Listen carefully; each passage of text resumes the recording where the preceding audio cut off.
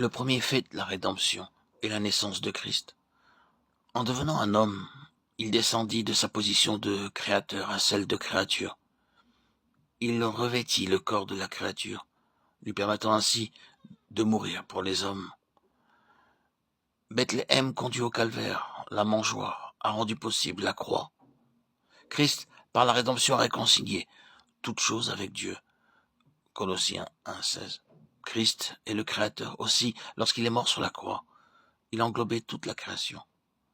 Dieu a traité la création par la mort de son Fils, tout comme Lévi paya la dîme par Abraham, car il était dans les reins de son Père. Hébreux 7, 9, 10.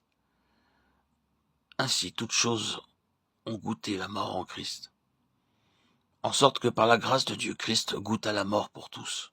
Hébreux 2, 9. Sur la croix, il a réconcilié toutes choses avec Dieu.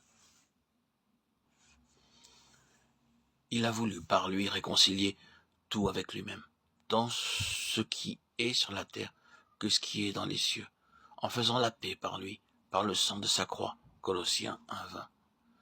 La rédemption accomplie par Christ ne s'arrête pas seulement à l'homme, mais elle s'étend aussi à toute la création.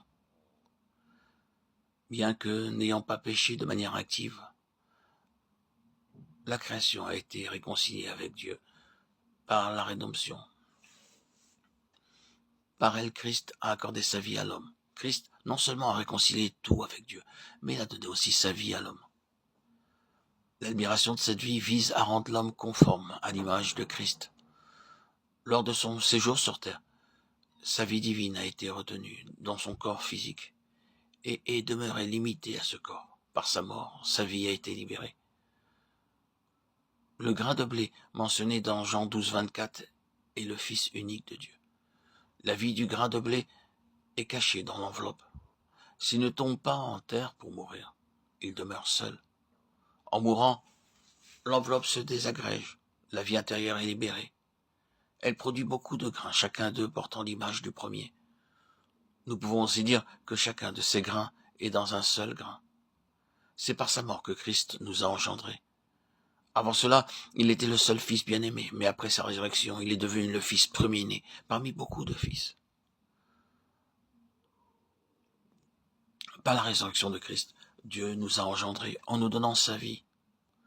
Le feu, mentionné dans Luc 12, 49, est la vie de Christ.